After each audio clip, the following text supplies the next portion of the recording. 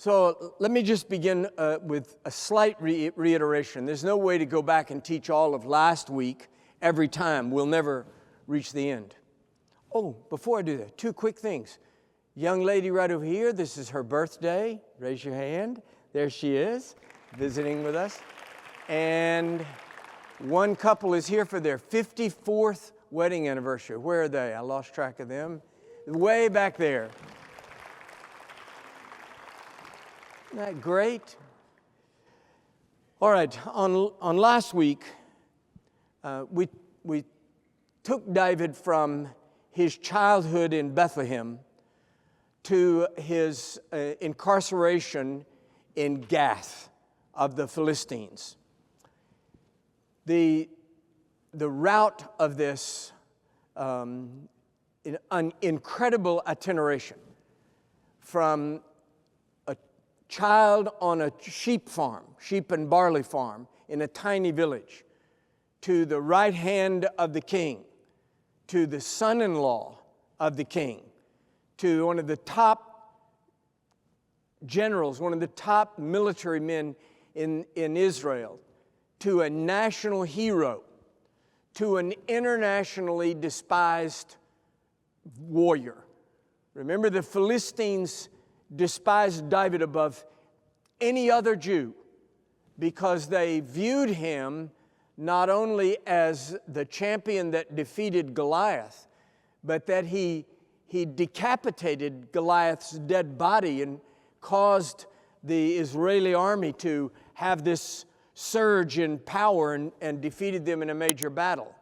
But then, without going into all that again, the mutilation of 200 dead Philistines. So they see David as a warrior chieftain to be hated beyond anybody that they've ever faced before, even more than King Saul, whom they despise.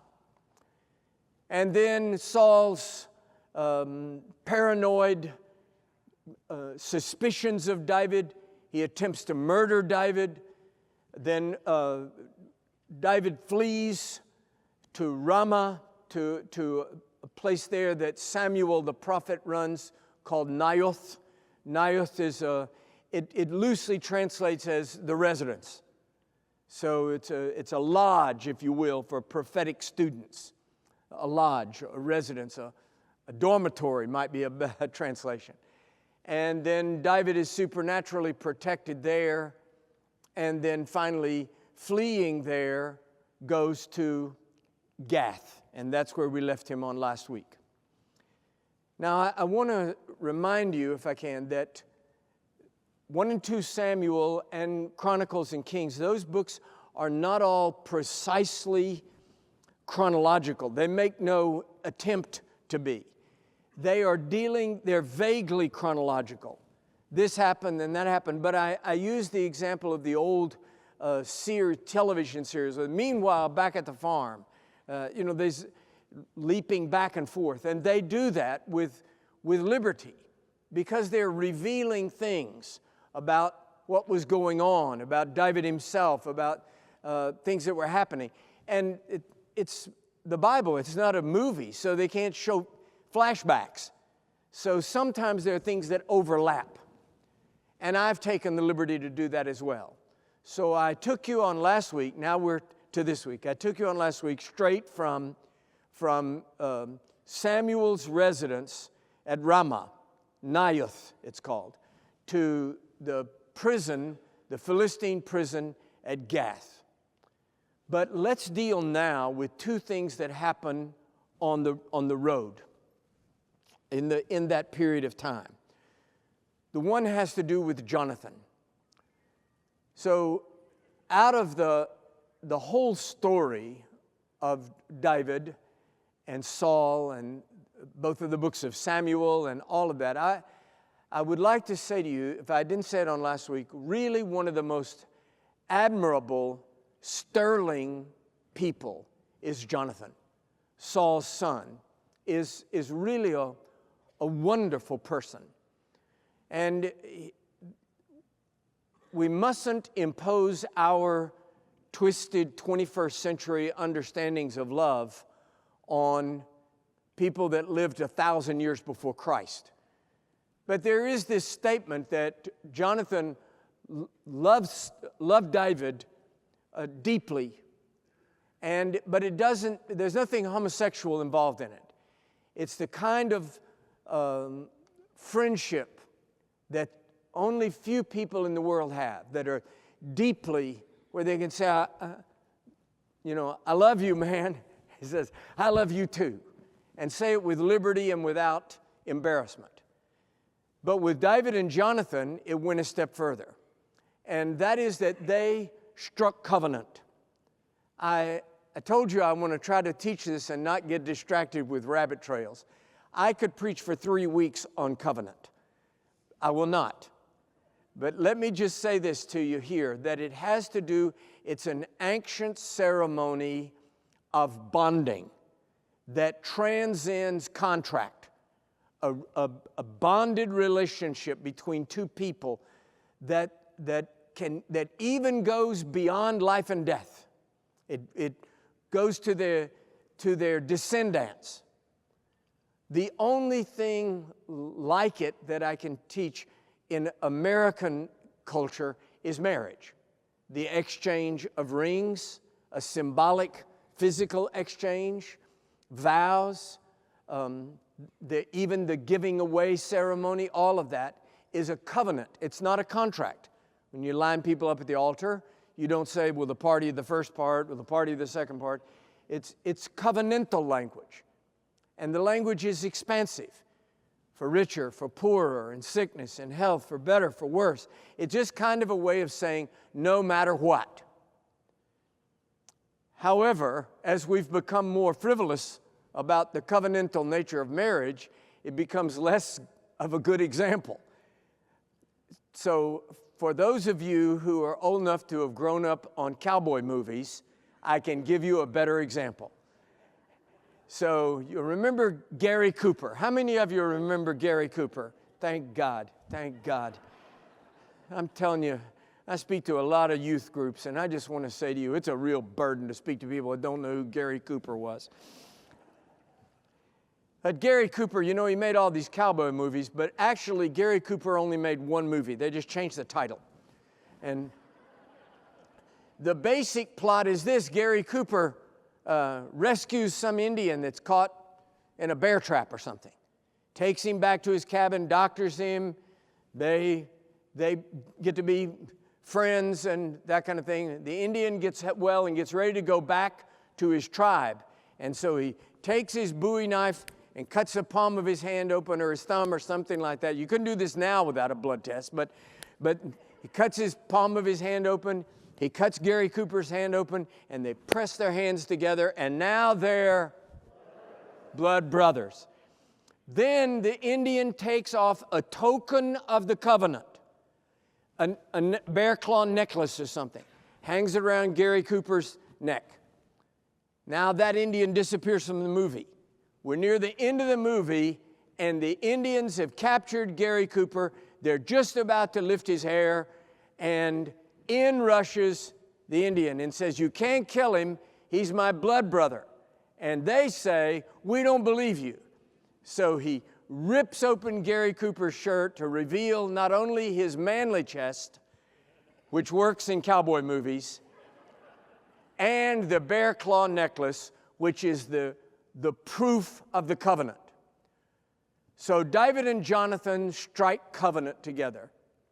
This is a bond relationship between these two men. Now, normally they would exchange tokens, like the rings in a wedding ceremony. But what's David going to give the crown prince? This is the heir apparent to the throne of Israel. David's a nobody.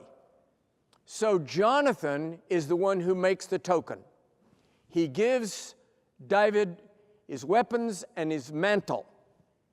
And he basically says, that's not in exact words, but he basically says, I know the hand of God is on you and not on me. You're the deal.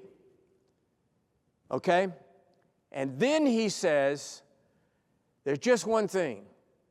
I need to know will you remember this covenant when I'm gone? Okay?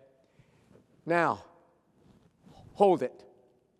Remember what I said? Sometimes we're just going to park things and say, meanwhile, back at the ranch. So hold that covenantal moment. And it doesn't matter now for weeks, but weeks from now, that will show up in a very important way. The second thing that happens in this kind of journey from Ramah to Gath is David has fled from Saul in the middle of the night. And his wife, Michal, Saul's daughter, has helped him to escape by, it's pure Hollywood, pure Hollywood. They build like a statue, a fake thing, and put it under the car covers and put hair on it and everything like that, so that when the people break in, they think David's asleep in the bed. David slips out the back window and runs for it. And he needs a sword. He's fled in the middle of the night. He needs food. He has no weapons. He has nothing. He just snuck out the back window and run for it. So he goes to a town northwest of what is currently Jerusalem. It was not at that time, but at Jerusalem, northwest, called Nob. It's a community of priests. So the priesthood and their families live there. And David goes to the chief priest, Ahimelech, who is the grandson of Eli. You remember Eli in the story of Samuel. So he says to him, I'm on a secret espionage mission for King Saul. And he sent me on this mission and said, leave right this minute. So I left, and you know the strangest thing. I forgot to get any food. And so the old priest says, I don't have any food here except the food that's on the altar, showbread. I'll give you that. And David takes the food, the showbread, if you will, off of the altar. It is that moment, I'm not going to make a huge deal of it, Jesus references that 1,000 years later. When he says, remember, Shabbat is made for man is made for Shabbat, and he says, don't you remember when David ate the food off the table of the Lord? So David takes this bread and he says, I'll take all you got because I've got all these men with me that are up in the hills. He has got nobody. And then he starts to leave and he says, one other thing, this is crazy. I forgot my sword. And the old priest says, well, that's funny. He says, I have a sword here, and technically it's yours. And he says, why would it be mine? He said, after you killed Goliath and cut his head off, we kept the sword. And the sword is kind of a memento. It's kind of a memorial of your victory over Goliath. And after you killed Goliath. And we have his sword here. And David says, I'll take it. So he now leaves Nob with Goliath's sword and the food off of the shewbread off of the table. All right. Leave. Meanwhile, back at the ranch, David then makes this inexplicable decision, which we talked about at the very end last week. David flees to Gath. It is stunning. I've gone over it and over it in my mind. What could it be? One possibility is he just panics. But David seems to have a low capacity for panic. I don't know that I'm really able to go with the possibility that he panicked. I think what he thought was, I'm such a famous warrior, so powerful that they will hire me as a mercenary. They'll take me in. But he has underestimated how they despise him. So immediately they throw him in prison. And they're obviously going to torture him and kill him. These are pagans. And David says that his one chance is to feign insanity, real craziness.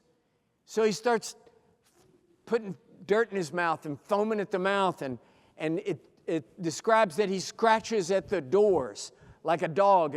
And so the king of the Philistines, Achish, he says, what do you bring me this crazy guy for? You think I'm short of madmen? Get him out of here. There is also this. The Philistines, like many primitive people, had a superstition that it was bad luck to kill a crazy person. In fact, they thought that they were touched by the gods. In fact, we still even use part of that terminology. We say, is he a little strange? They say, no, he's touched. So they throw rocks and drive David out. From the childhood in Bethlehem to Saul's right-hand man, all the way to the end when he's the king of united Israel, this is the lowest moment in David's life. This is lower than 2 rebellions led by his own sons. This is lower than the Civil War. This is lower than the Cave of Adullam. Think of the absolute humiliation. He has no home, no help, no allies, no friends, no resources, and he's being driven out of a Philistine stronghold with them throwing rocks at him and saying, you crazy, you lunatic, get out of here. When David thinks back on it, years later, he writes Psalm 34. And it actually, the subscription says, a psalm of David when he changed his behavior before Abimelech, who drove him away and he departed. I won't read the whole psalm, but there is a part of it that we even use today in a praise chorus. This poor man cried, and the Lord heard him and saved him out of all his troubles. The angel of the Lord encampeth around about them that fear him, and delivereth them. O taste and see the Lord is good. Blessed is the man that trusteth in him. O fear the Lord, ye saints, for there is no want to them that fear him. The young lions do lack and suffer hunger, but they that seek the Lord shall not want for any good thing. Come, ye children, hearken unto me, I will teach you the fear of the Lord. What man is he that desireth life and loveth days, that he may keep his tongue from evil? The eyes of the Lord are upon the righteous, and the ears are upon their cry. The face of the Lord is against them that do evil, to cut off the remembrance of them from the earth. The righteous cry, and the Lord hears and delivers them out of their troubles. So Psalm 34 is David's memorial to the deliverance of God from the worst moment of his life. From the Philistine prison in Gath, David flees into the Judean wilderness. And he finds what's called the Cave of Adullam. But if you think cave, you're kind of thinking of a bear cave or something. It is a honeycombed network of caverns with pockets that are large, some big enough to put horses in, others smaller, and this cavern, one could go back this way and back and out another one and come out over there. They're an ideal place to hide. So if an army attacked you here, you could go back through the cavern, crawl into another cave, out the other way. So the Cave of Adullam is actually a honeycombed network of caverns. And David goes there now alone in the Judean wilderness with no one and nothing. No one and nothing. Meanwhile, back at the ranch, King Saul is having a paranoid freak out. He calls his staff around and he says, "Why are you all against me?" He even says this is so revealing. He says, "You don't even feel sorry for me." He said, I want you all to feel sorry for me. I want you to rally around me. You should protect me. And why won't any of you rat out David? Some of you know where David is, and you won't tell me. My own son has formed an alliance with him, and you all are all against me. Paranoid, emotional, over the top. There is a man in the group who is not an Israeli Jew. He's an Edomite. His name is Doeg. Doeg says, I was at Nob recently, and I saw David show up, and he got food and weapons from Abiathar, the high priest. And I witnessed it. And so Saul mounts up the army, and they all ride to Nob, and Saul says to the high priest, to Ahimelech the high priest, he says, you conspired with David. He said, Your Majesty, he told me he was on a mission from you. He told me that you sent him out on a secret mission. Sure, I gave him food. I was helping you. He said he left his sword. Sure. Wouldn't I give your most loyal servant whatever he asked for? And Saul says to his army, kill them all. Kill all these priests. 84 priests. He says, wipe them out. The Jewish soldiers all refuse. They say, we're not killing the priests of the Lord. But Doeg, the Edomite, says, oh, I'll kill them all. And Doeg wipes them out. I just would like to point out to you in passing in this brutal and violent little story, Doeg is an Edomite. By the time of the New Testament, Edomites were called Idumeans. It's the same word, Idumeans. The only non-really Jewish king of Israel was Herod the Great, who was an Idumean. The Edomite people have an historical reputation of being violent, merciless, and cruel. The most violent, merciless, psychotic king of Israel ever was Herod, and he was of the same country as Doeg. So David's now in a worse shape because the word gets out. If you help David, Saul will kill you. David is alone in the wilderness, in the Judean wilderness, hiding out in a network of caves. Now, something begins to happen that is, we can only use our imaginations to know why. Men begin to go out and join him. We don't really know why, but I think we can figure it out. The word gets around. Somebody says, I saw King David. He raided my garbage can last week. David broke in my tool shed. He got my shovel. I saw him. And people say, where'd he go? Out in the Judean wilderness. And men begin to go out to David. And the Bible is perfectly clear about these guys.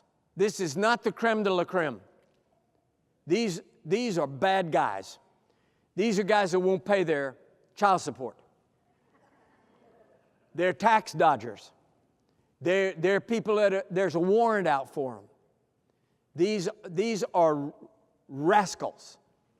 And they come out and gather themselves to David, and he takes them in as a resource to him. And the number begins to explode until finally David is at 400, ultimately 600, and then finally 800. The Hebrew word for mighty, for strong, mighty, is gibor in Hebrew. So to make any Hebrew word plural, like in English, we make a word plural by adding an S. Bat, bats. Hat, hats. To make a Hebrew word plural, you add im. Gibor, giborim means mighty ones. So the top 37 of this group of men become David's special bodyguard. They are devoted to David beyond anything else. Remember, they have no devotion to Israel. They've left Israel just like David did. They certainly have no devotion to Saul. They have no family. David is their father. He's their mother. He's their only hope. He's their leader. He's their refuge in the wilderness. And they are devoted to David, the Gibborim, the mighty ones. Sometimes that terminology is used to mean these 37 top warriors. Sometimes it means the whole unit. David trains this group of men in a unique way. He trains them to be entirely ambidextrous, totally. That doesn't seem like such a big thing in modern warfare. If you're shooting an AK-47, it doesn't really matter whether you're shooting it right-handed or left-handed. But if you're fighting hand-to-hand combat, and I swing my sword at you and you cut my arm so badly that I drop it, you think you've got me. I pull a sword out with the other hand, I'm just as good with my left hand as I am with my right. And David trains these men to be the most powerful, feared, and effective light cavalry unit in the southern area, the south of what is now Israel is called the Arabah. And they are down there. There is a town, David hears about a town named Keilah, and it's being surrounded by the enemy. And David goes to them and says, "Let me help you." And they welcome him in, and he defeats the enemy and frees Keilah and kind of camps there. And then the Lord says, "David, these people have no gratitude at all. You need to get out of here." The people in Keilah send word to Saul. After David has rescued them, saved them, they send word to Saul, David is here in town. So David takes his men and they flee. They go to the forest of Ziph. And they say to the Ziphites, the people that live there, "Can we camp here?" They say, "Oh yeah, absolutely, you're welcome." They send word to Saul. David is here. So Saul is pursuing David everywhere. David takes his parents across the Jordan River to Moab and goes to the king of Moab, who is Saul's enemy, and he says, basically pitches to him, "I'm in something of a civil war with your enemy. Will you hide my parents?" And so for years, David's parents live with the Moabites across the Jordan River. Now, at this point, two people show up in David's life, kind of a surprise, and I want to point these two people out to you. The first is, go back to Nob. I told you this all gets kind of layered, and it's hard to keep up with. Go back to Nob, where the high priest Ahimelech and all of the Nob priests were slaughtered. One person escapes. Ahimelech's son, Abiathar. He escapes. Where's the only place he can go? David. And he goes to David in the wilderness, and he becomes David's high priest. So he becomes the priest for David. But I want you to keep this. Remember I said, remember the covenant of Jonathan. You have to remember it for weeks, but I'll reference it for you. Now remember, where did Abiathar come from? His father has just been killed. His family is wiped out. The village is gone. The whole town is slaughtered. He alone has escaped. And when he comes to David and tells him, "My father has been killed, all the priests have been killed, the village is wiped out," David says, "This is my fault. This is my fault." It's a very humble and transparent thing. This is my fault. If I hadn't gone there, your father would still be alive. If I hadn't gone there, and he says, not only that, I saw that guy Doeg. I saw him there. And I thought to myself, I bet he tells Saul that I've been here. I didn't think about him killing your dad. But I saw Doeg. This is my fault. And Abiathar says to himself, he says to King David, let me stay with you. But deep in his heart, he says, yeah, it is your fault. And that lays in his heart for decades. And I need it to lay in your mind for a few weeks. So you have the covenant with Jonathan, and you have the sole survivor of Nob named Abiathar. Now, David has an army. They're highly lethal, dangerous people. Their only law is David. Their only leader is David. Their only devotion is David.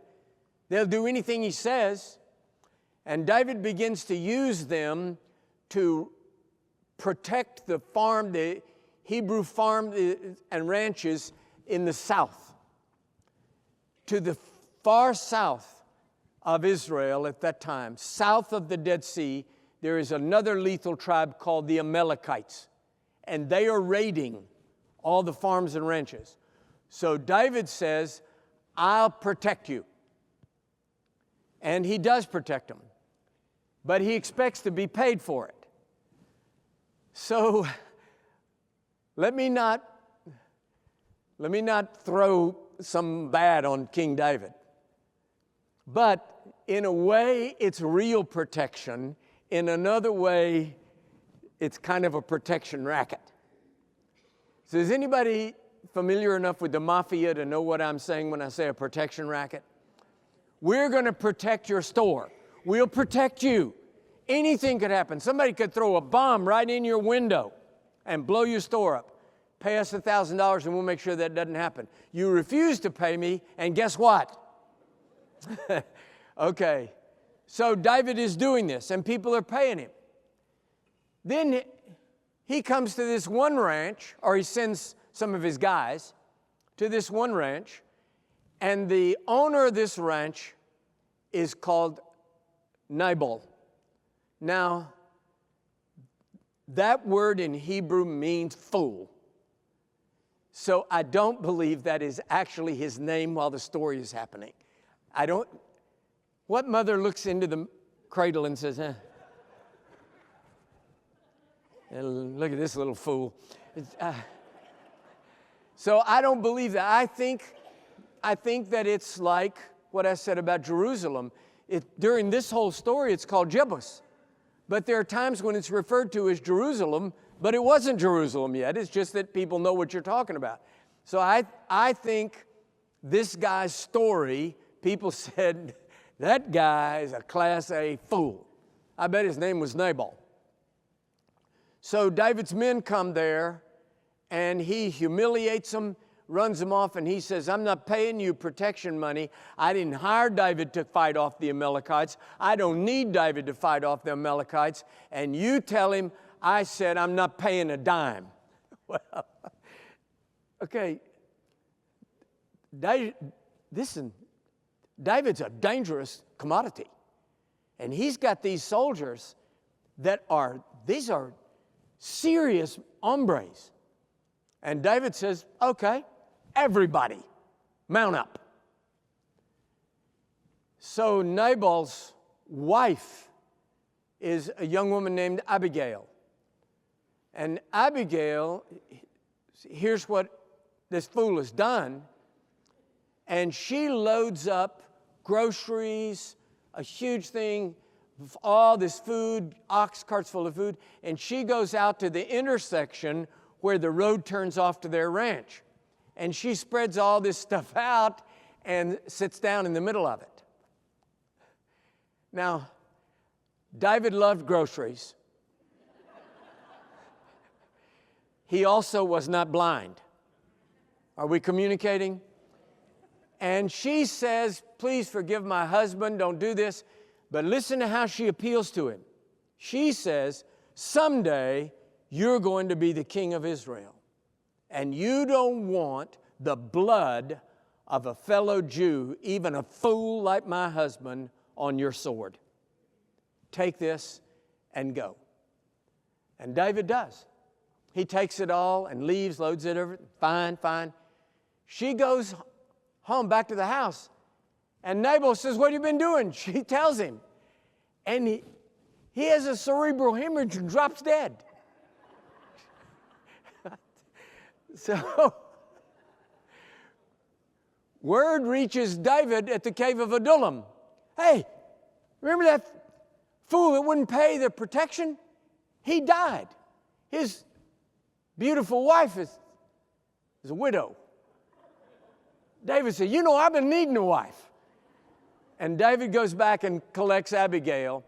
And Abigail becomes really one of the stable. She is obviously a woman of wisdom and judgment. And she saved her husband's life. He was an idiot, but she saved his life, saved the ranch and everybody else. And she also knew how to make an appeal. So Abigail becomes David's second wife. Meanwhile, back at the ranch, Michal, Saul's daughter, who is David's first wife. Saul is determined to humiliate David in every way that he can, and he takes Michal and gives her to another man, Shealtiel. And that couple, Michal and Shealtiel, become tragedies in the story of great people whose lives plow them under. In Ghana, where Travis and I have spent so much of our lives, there is a Ghanaian proverb that says, when two elephants fight, it's the grass that suffers. And that is certainly true of Michal and Shealtiel. Now, David is now one of the major military forces in the Araba. And so now he makes an unusual decision. He takes his army and goes back to Gath. Not to fight, to hire out his mercenaries. So there's a leadership point here. Sometimes a decision that looks bad or stupid or makes no sense is not bad or stupid or makes no sense. It's premature. I think that David thought he could hire his sword out to the Philistines and he didn't have anything to trade. He didn't really know how to make a deal there. And he wound up going to prison. Now he makes the same decision. He goes back to Gath, but this time he's got something to sell. A powerful, highly trained, well-equipped, ferocious private army. And he becomes trusted friends with the king of the Philistines, Achish. And Achish begins to really trust David and wants to keep him, wants to make sure that David stays with him. How can he do that? How can he keep David from ever going back to Israel, back to the Jewish people? I will have him raid Jewish towns and kill the people, and the Jews will hate him, and David can never go back, and he'll always work for me. So he tells David to do that. These are the kinds of stories that are hard for us to grasp because we live in a world with satellites and drones that can track everything. You can't hide anything. But we're talking about 3,000 years ago. We're talking about the dawn of the Iron Age. So David says, sure, we'll do that. So he leaves Gath on the Mediterranean coast, takes his army, goes north up into the southern edge of Israel, the border between Judah and Benjamin. Saul's capital is at Gibeah. And he goes up, but he doesn't raid. He goes south, down by the Jordan River, down to the Dead Sea, into the south, where the Amalekites are, whom the Jews hate. He raids Amalekite villages. And this is hard. This is the things about the Old Testament that everybody struggles with. But David makes an expedient decision. He kills them all. It's to kill all the witnesses. Takes the loot, goes back up by the Jordan River, back up into Israel, comes back to Gath, and he says, I raided this Israeli town, killed everybody, here's the stuff, and turns the loot over to Achish. So Achish thinks he's raiding in Israel. David is raiding the Amalekites and running a ruse on him. And Achish says, now I've got him. Now he's mine. I've got him. So here's one of the second things about leadership in tonight's lesson. Your personal, individual success, if I can use such a secular word, the hand of God on you does not necessarily make you popular with the people who observe your success. Watch what happened between David and Saul. Now what happens between David and the other Philistine generals. This is this Jew who's come in from nowhere. He's the right hand with the king. They hate him. They despise him. So the king says, live here in Gath with me. And David makes what is on the surface a very humble answer. He says, oh no, your majesty, we're just a bunch of ragged soldiers, Jewish mercenaries. We're not good enough to live here in the capital city. Oh no, we're not good enough. What he knows is his life isn't worth a plug nickel in Gath. And so the king says, I tell you what I'll do. I'll give you another town. And he gives David and his little army the town of Ziklag. And David and his army habituate there. They move there to Ziklag. The king, Achish, calls a meeting of the Joint Chiefs of Staff. All the generals, including David, come to Gath. And the king says, I want to make one final push on Saul. He's weak. I think we can get him. Let's all go and let's attack Saul and go after him, and let's see if we can bring this guy down and kill Saul and defeat the Israelis. And the other generals say, don't let David go with us. What they say is, we're afraid that we'll attack and David will pull back and go behind us and attack us from the back. That's not it at all. They are jealous of him and they do not want him to get glory in battle. And so the king says to David and his men, hey, look, I love you. These guys are petty and, but I love you. But you guys go back to Ziklag and just wait. There'll be other battles, other wars. We'll take care of Saul. So David and his men go back to Ziklag, their town that they've been given.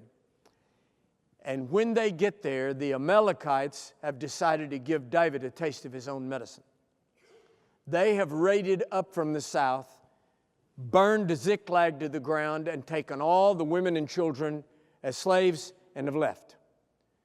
There are two very pregnant verses that follow. One says, and the men determined to stone David to death. That's fascinating, isn't it? I just want to say something to you about leadership. In a crisis, particularly some kind of a major crisis, what looks like a defeat, a setback, a problem, some kind of thing like that, one of the immediate impulses of people is to blame leadership. They're looking for somebody. This is so horrible, so painful. Their wives and children, everybody's gone. Their houses are burned, everything. What are we going to do? What are we going to do? Kill David. It's not David's fault, but it is a law of leadership. In a crisis, the first thing you have to deal with is the anger that comes toward the leader. You have to get through that. Now, the next verse is one of these fascinating Bible verses that tells you so much and doesn't tell you enough. Do you ever read those verses where you just want to say, Lord, how about a little more? And this verse says, so David encouraged himself in the Lord. Isn't that great? Yeah, how? I would like to know what that looked like. I wish the Bible would say, David went out of town, he knelt down, he repeated some of his own psalms to himself, he remembered his past victories, he spent time in worship, something. We don't know. All we know is it says David encouraged himself in the Lord. So in a crisis, one of the immediate impulses of followers is to blame the leader. That has to be met by the leader re-encouraging himself in the Lord. I am who I am in God, and He is who He is in me. And then the second thing is, immediately you need to come up with a plan. And David says, look, they've got all our dependents. They've got all the baggage they stole from us. They can't move very fast. We're a light cavalry unit. Mount up. We'll go chase them down. Two things in that I want to give you in the next 4 minutes. The first is this. They're riding dead out after these guys. Some of the men get where they just can't go on. And David says, all right, take all the baggage off all the horses, put it here. You guys that are too tired, you stay with the baggage. And they track the Amalekites down and wipe them out and get their people back, get their wives and kids back and get their baggage.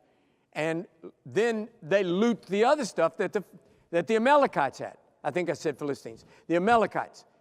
They kill all the Amalekites, get their stuff. They get their own stuff and they get the Amalekite stuff. And they come back to pick up the people at the baggage. And the soldiers say they don't get a share. They didn't fight. And David says, no. Those who guard the baggage get the same share as those who fought in the battle. And there is the next verse that says, this is still the rules in the army of Israel. That law, it's right in the Bible. It says, and this is still the law of the army of Israel. We see in these stories, these things as I close. David's ability to inspire profound friendship. Jonathan adored him. His ability to inspire desperate jealousy and hatred. His ability to find God's abiding presence and resource in the lowest moment of his life. His ability to dig out. He didn't fall on his sword when he left the prison at Gath. He went out into the desert and let God assemble to him a dangerous army. And he used that army to fight his way back to the top. He was a man of resourcefulness, to overcome, to fight back. He was a man of character in many ways. What he said about the death of all the priests at Nob, this is my fault. He didn't have to say that. He could have said, oh, that's Saul, he's so evil. Instead he says, oh, this is my fault. And he was a man of deep conviction that God's hand was on him. In all of these things, David believed somehow or another, the destiny that God has for me is still ahead. Remember, when Samuel came to him as a small boy last week, remember? Came into his father's house, anointed him with oil, and said, you are to be the king of Israel. That seems to have gotten subsequently further and further and further and further away. But David believes that the hand of God is upon him. And he also believes that if it is the hand of God and the will of God and the purpose and power of God, he doesn't have to take matters in his own hand. Therefore, he makes the decision, and we'll close with this. He makes the decision. If God wants Saul gone and wants me to be the king, I will not do it. Let God do it. And David refuses to lift his hand up against Saul. So of all of his character traits, and in weeks ahead, I know what some of you are already thinking, well, he wasn't a sterling character. We're going to deal with some of his character problems. But of all of his great character traits, one of the greatest of these was loyalty. He was even loyal to people that didn't deserve his loyalty. Well, let's pray. Heavenly Father, I thank you and I praise you that we see in the life and leadership of King David your summons to us. Lord, that we can have relationship with you and with each other before you. Make us to be people of loyalty and faith and conscience, and that we will allow you to write our destiny and not we ourselves. We believe you for it, God. We thank you for it. Now, Lord, bless our pastor, bless the service on Sunday. Anoint him as you always do, and our ears that we may hear. In the mighty name, Jesus, the strong Son of God. Amen and amen. Don't forget, next week, Dr. and Mrs. Bullock will be here. You do not want to miss this. Sunday morning is chapter 2 in Road Trip. Road Trip. And Psalm 23, which I forgot again. As David would say, this is my fault. Will you stand and let's read Psalm 23 together? Are you ready? Read with me aloud. The Lord is my shepherd, I shall not want. He maketh me to lie down in green pastures. He leadeth me beside still waters. He restoreth my soul. He leadeth me in the paths of righteousness for his name's sake. Yea, though I walk through the valley of the shadow of death, I will fear no evil, for thou art with me. Thy rod and thy staff, they comfort me. Thou preparest a table before me in the presence of mine enemies. Thou anointest my head with oil.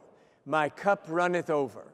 Surely goodness and mercy shall follow me all the days of my life, and I will dwell in the house of the Lord forever.